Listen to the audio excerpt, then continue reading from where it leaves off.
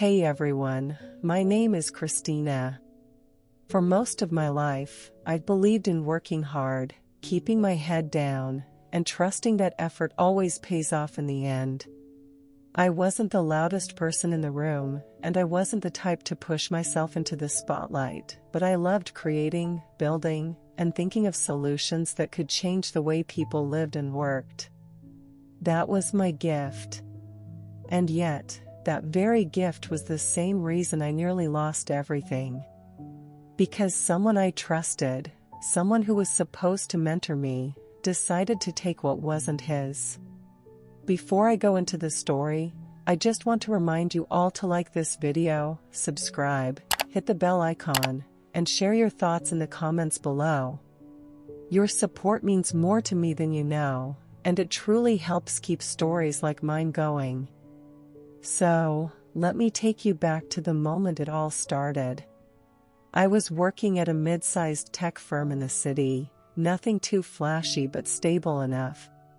I had joined fresh out of college, excited and hopeful, even though I quickly realized that most people there were content with doing the bare minimum and clocking out. But not me. I wanted to do more, to be more, to actually make something meaningful. That's when the idea came to me. It wasn't overnight, it was the result of weeks of frustration over inefficiencies in our systems, countless hours of trial and error, and the constant voice in my head whispering, there has to be a better way. Slowly, piece by piece, I built the framework for what I knew could become something revolutionary. A platform that could simplify tasks, reduce wasted time, and actually boost productivity without overwhelming people with complicated features.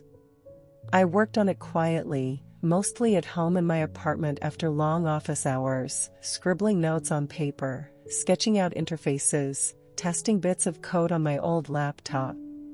My friends didn't always understand why I stayed up so late or why I canceled plans, but I knew I was onto something.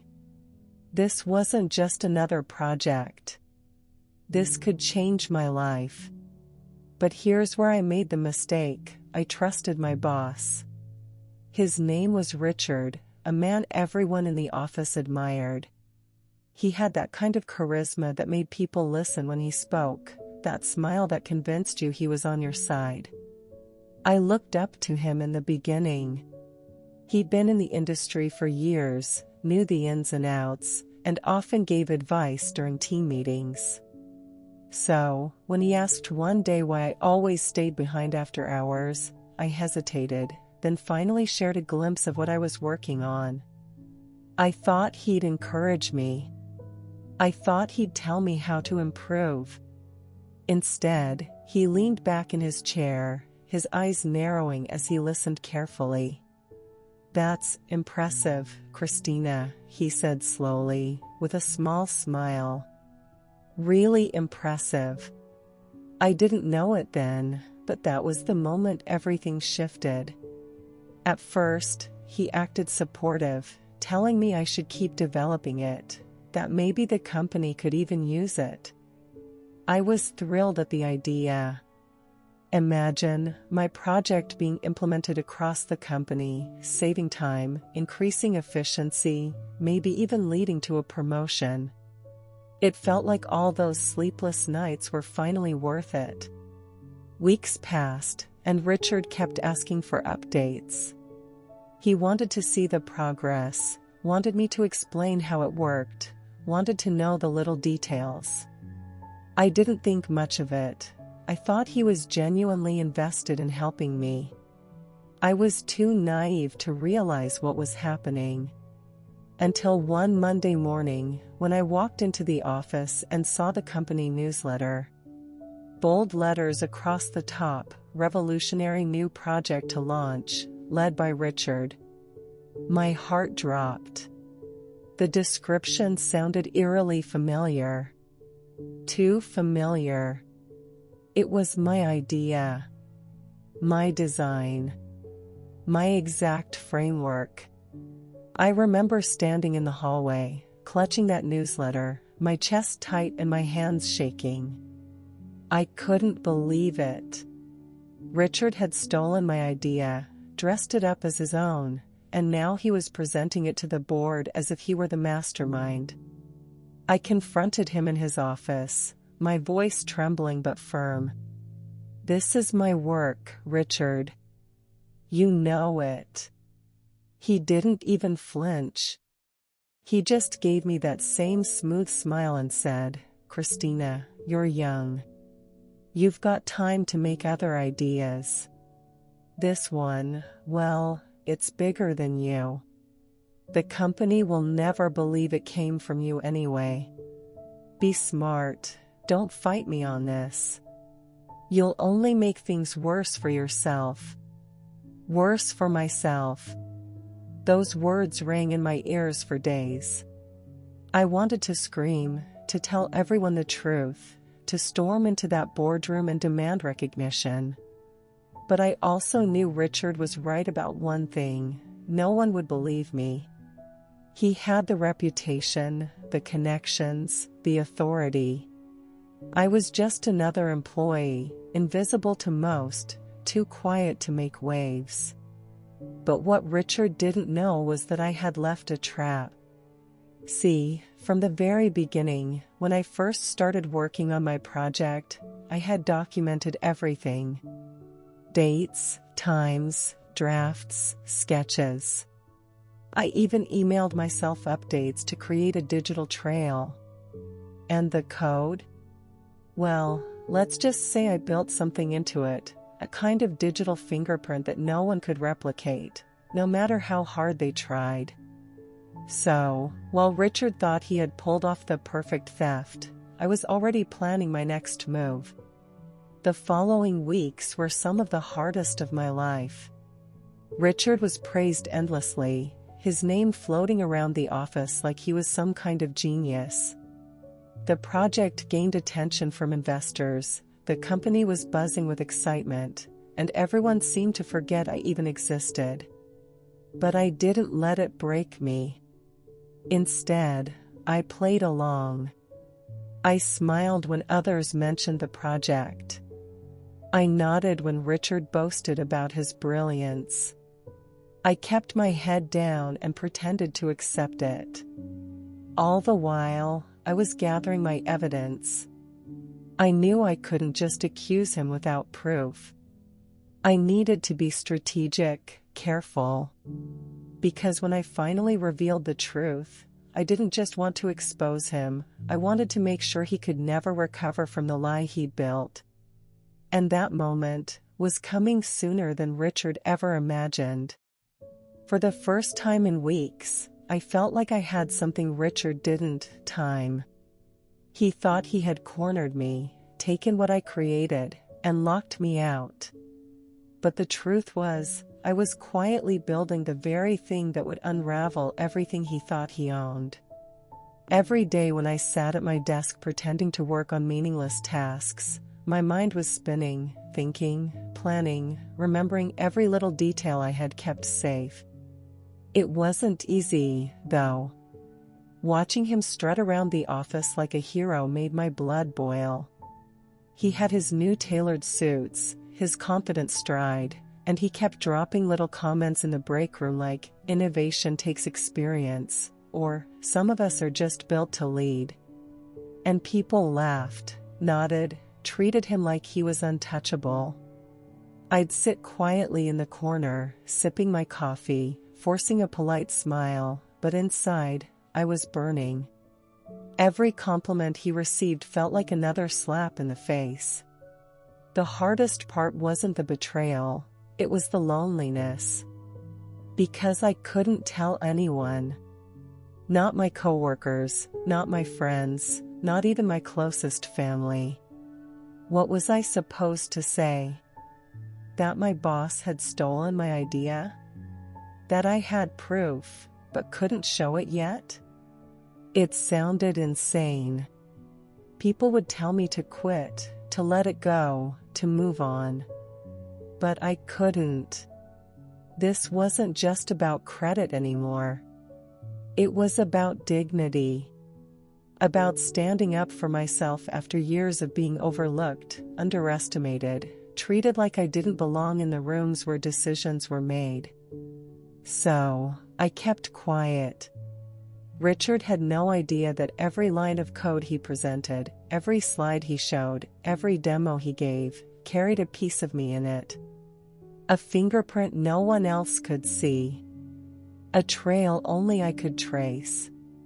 I remember one night, alone in my apartment, I opened my laptop and reviewed everything. The emails I'd sent to myself, the drafts I'd saved, the notebook filled with my scribbles, even the timestamps embedded in the very first prototype I had built. It was all there, waiting for the right moment. The real question was, when would that moment come? It didn't take long.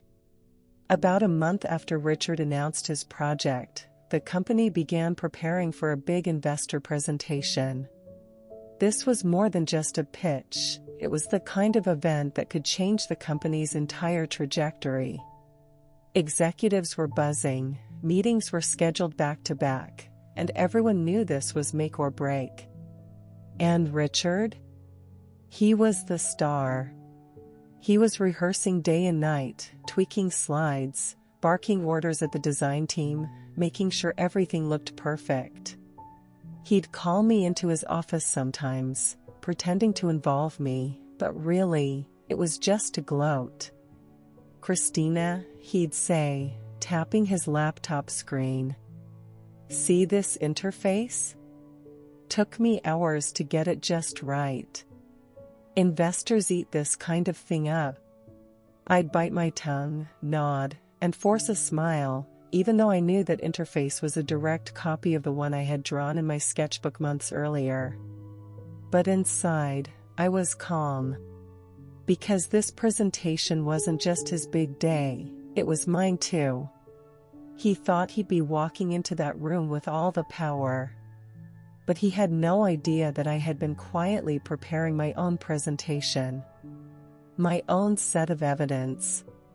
My own plan to drop the truth in front of the very people he was trying to impress. The night before the big investor meeting, I barely slept. I sat at my kitchen table, my laptop open, double-checking every single file, every timestamp, every email. My hands shook as I scrolled, but my heart was steady. This was it. Tomorrow, Richard would walk in with his stolen idea, but he'd leave with nothing. The morning came, and the office was buzzing with energy. People were dressed sharper than usual, the conference room was polished to perfection, and trays of coffee and pastries were lined up like it was some kind of celebration. Richard walked in like a king, his suit pressed, his smile wide, his voice booming as he greeted the executives and investors. And me?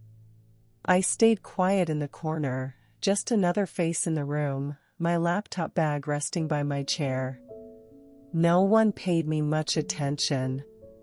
No one ever did. Richard began his pitch, his voice smooth, his slides crisp, his charm in full swing. He spoke about innovation, efficiency, the future. Investors nodded, scribbled notes, some even smiled in approval.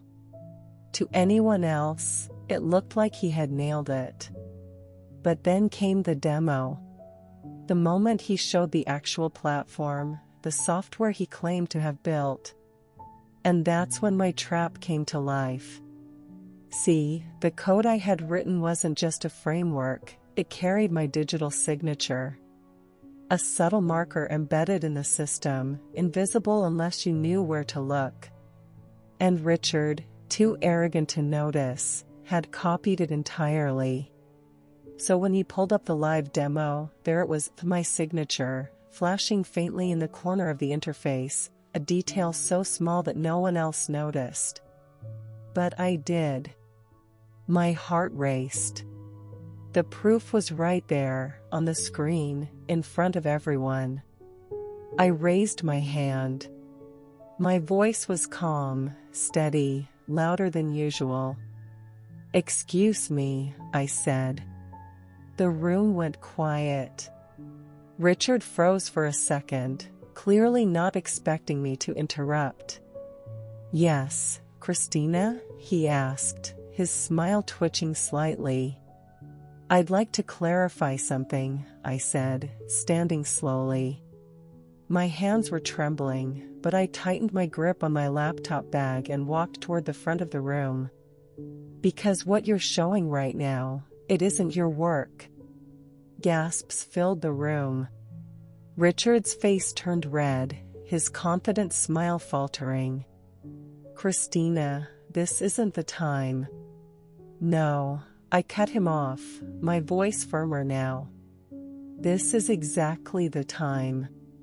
Because what you're presenting as your own is something I built. And I have proof." The investors exchanged glances, some raising eyebrows, others leaning forward in curiosity. The executives shifted uncomfortably. Richard laughed nervously, trying to brush it off. "She's mistaken. She's just..." But I didn't let him finish. I pulled out my laptop, set it on the table, and connected it to the projector. My files appeared on the big screen. Folders neatly dated, drafts clearly labeled, emails with timestamps showing when each part was created.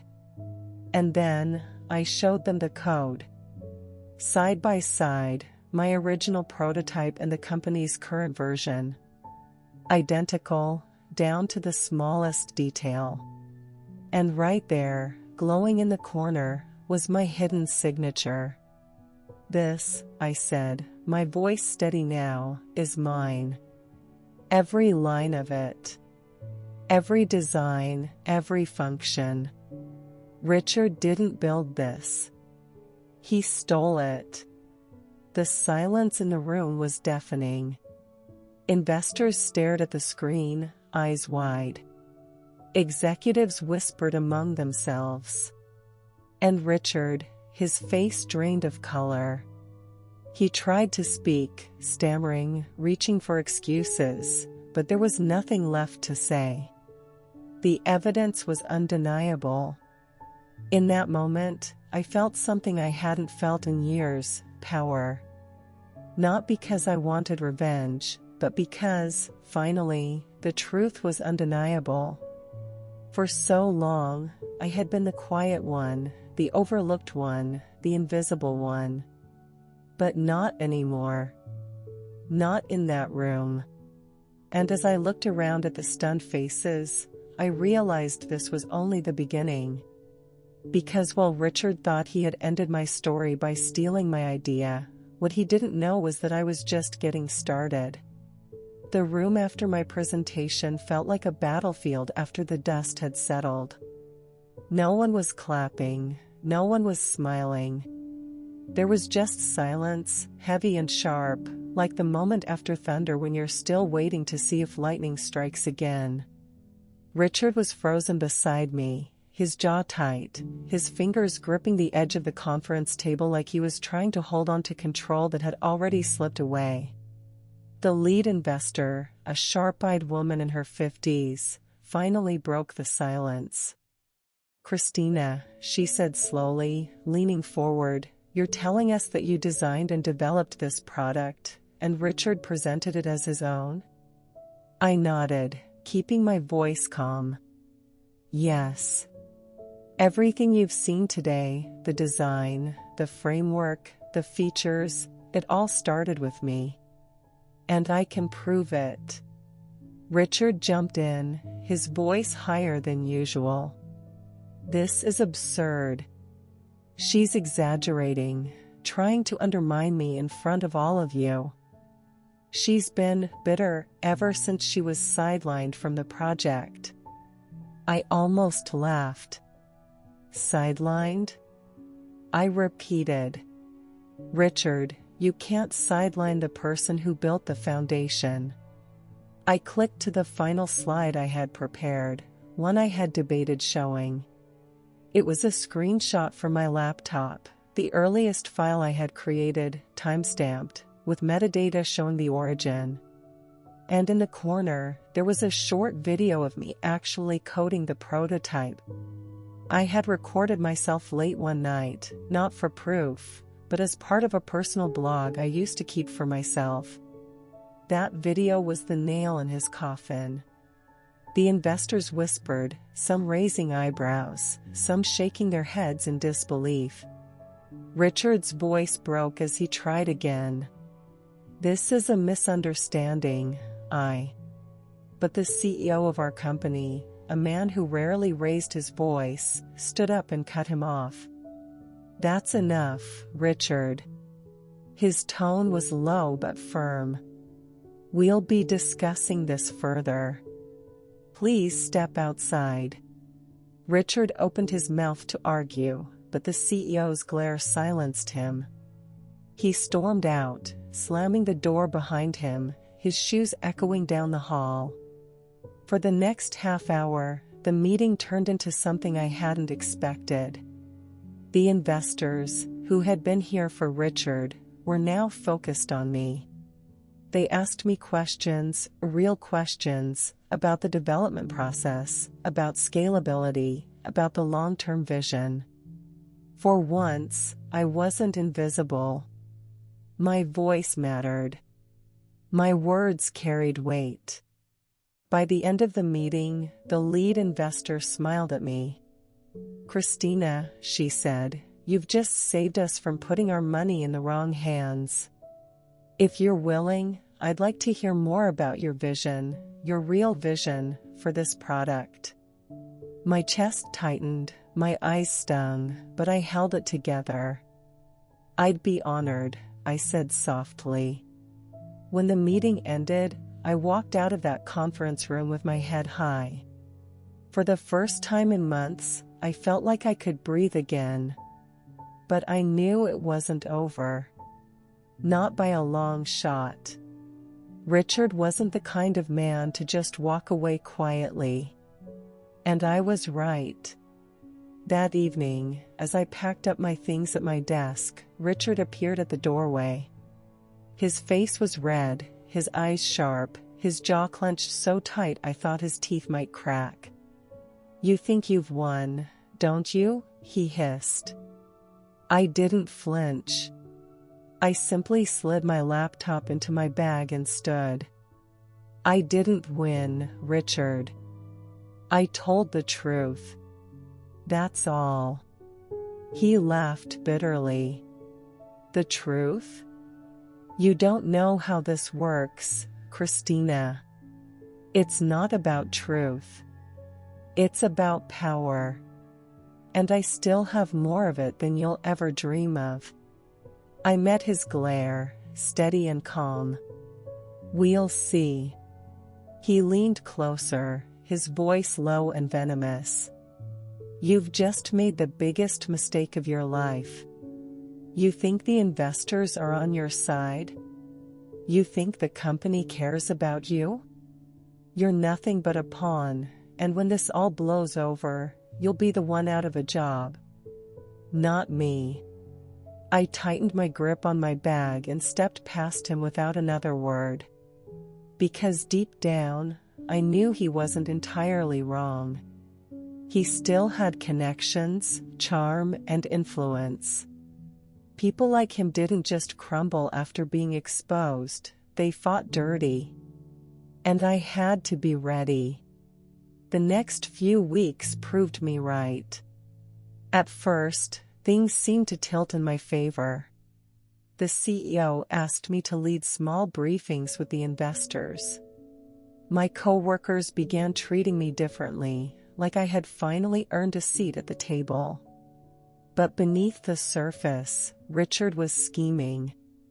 Rumors started floating around the office. Whispers that I had exaggerated, that maybe I had borrowed ideas from Richard, not the other way around. Some people avoided me in the hallways, others gave me suspicious glances. Then, one morning, I opened my email and found a formal complaint lodged against me.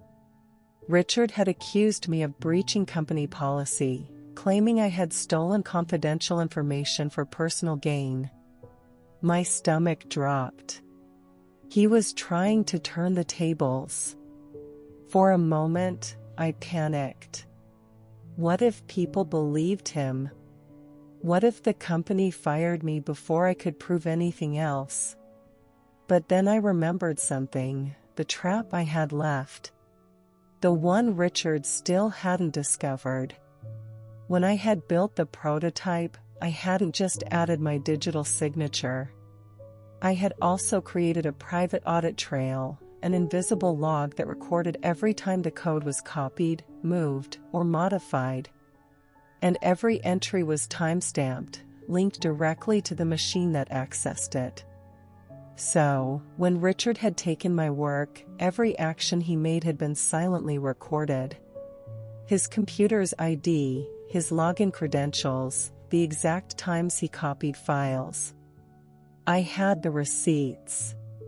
The very evidence he thought didn't exist was sitting safely on my hard drive, waiting for the right moment. The company's HR scheduled a hearing to review his complaint. I walked into that room nervous but prepared. Richard was already there, sitting smugly with a folder of papers in front of him, no doubt filled with fabricated nonsense. He looked at me and smirked, like he had already won.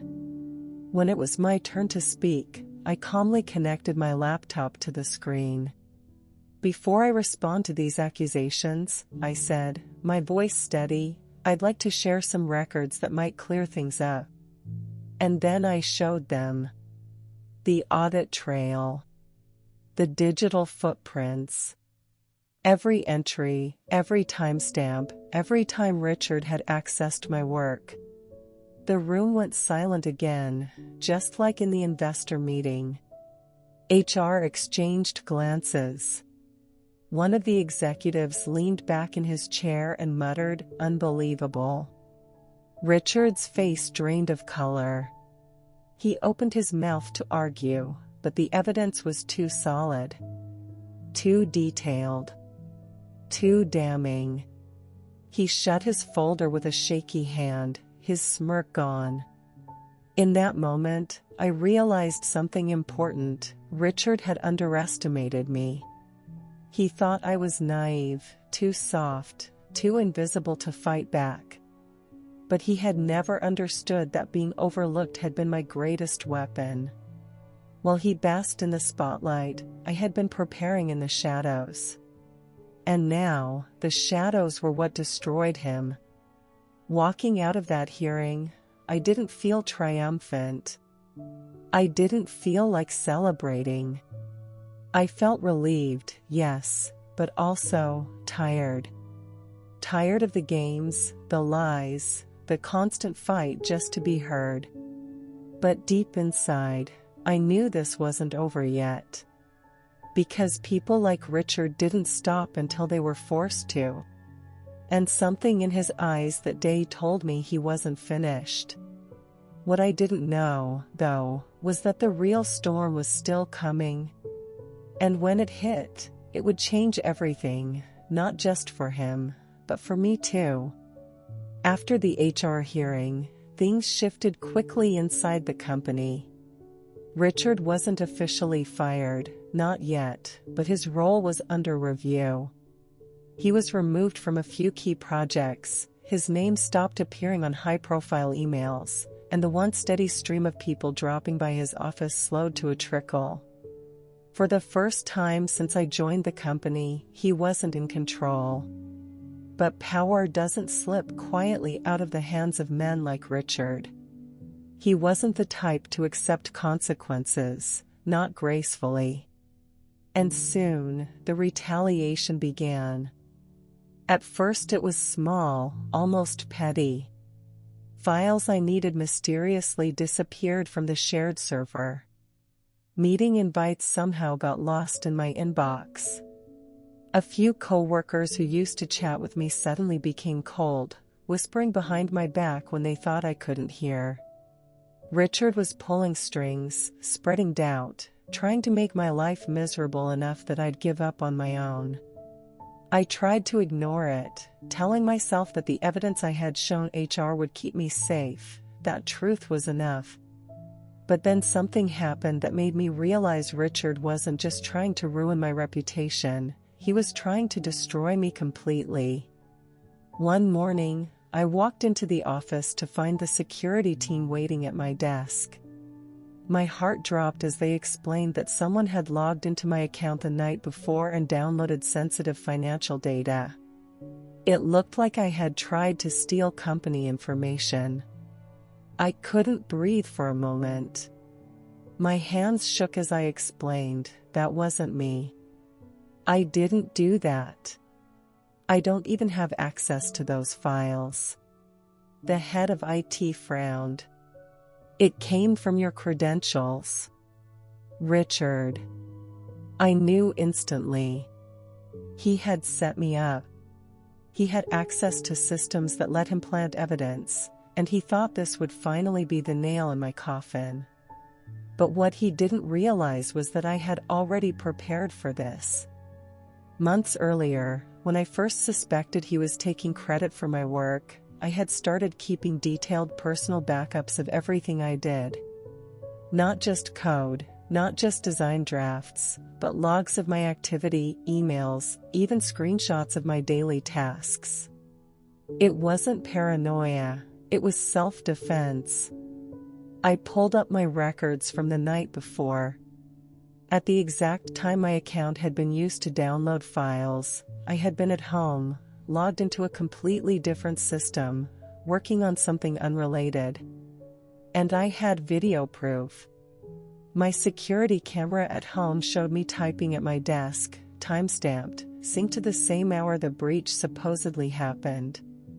When I presented this to IT and HR, their suspicion shifted.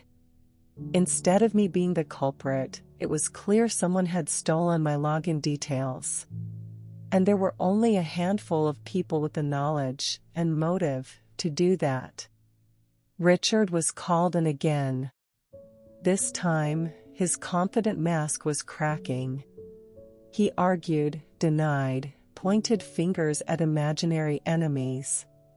But the more he spoke, the more desperate he sounded. Meanwhile, I stayed calm. I didn't need to shout or accuse. The evidence spoke for itself. Piece by piece, the image of Richard as a leader unraveled. The brilliant innovator he pretended to be was exposed as nothing more than a manipulator who thrived on stealing from others. But here's the thing, I thought the company would finally act decisively, that they'd fire him, cut ties, make it clear they wouldn't tolerate his behavior. Instead, they hesitated. Meetings dragged on. Lawyers got involved. They didn't want a scandal. They didn't want investors panicking. And for the first time, I realized something chilling. The company wasn't necessarily on my side. They liked the truth when it made them look good, but when the truth became messy, inconvenient, or potentially embarrassing, they preferred silence. That night, sitting at my kitchen table with my laptop open, I had a choice to make. I could play along, keep my head down, wait for the company to eventually do the right thing. Or, I could take matters into my own hands. I opened a folder on my computer labeled simply, Insurance. Inside were all the backups, all the logs, all the proof of every shady thing Richard had done. But it wasn't just Richard anymore.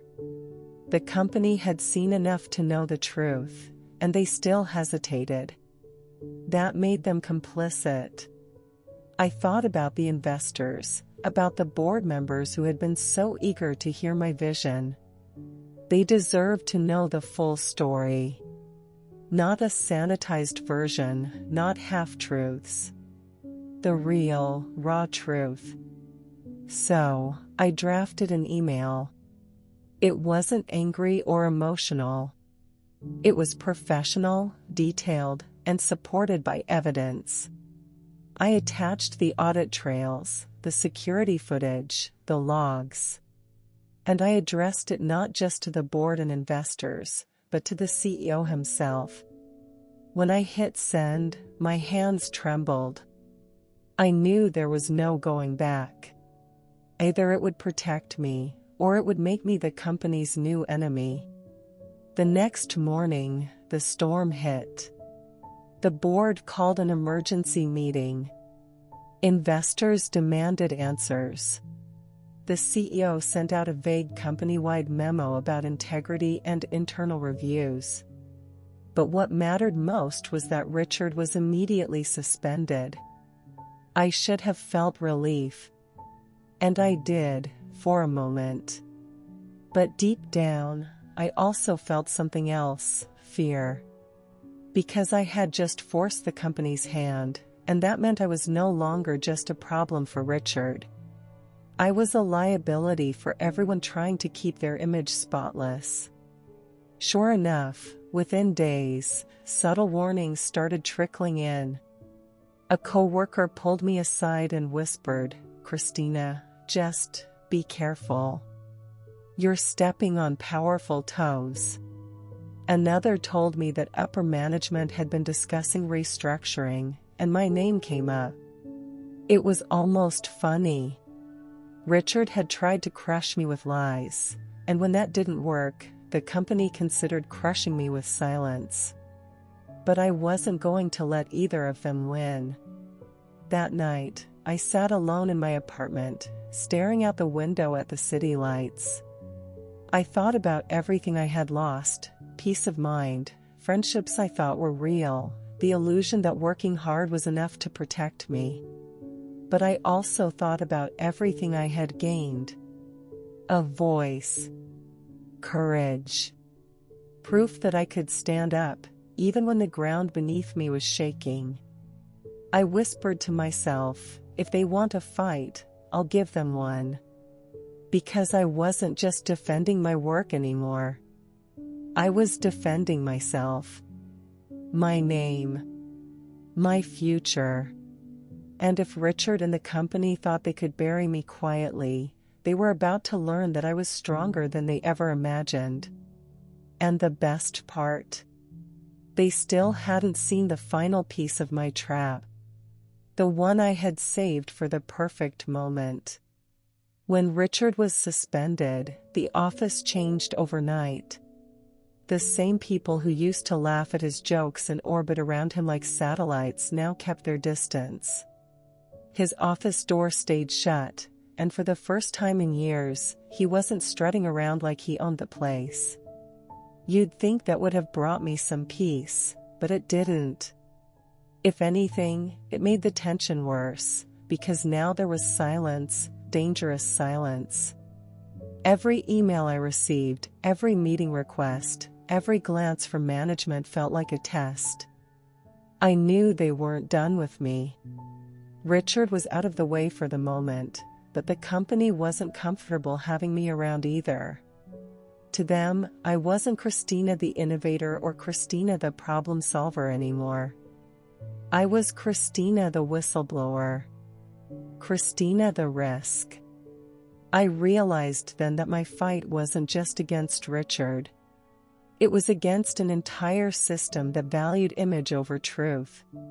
And that realization made me both furious and determined.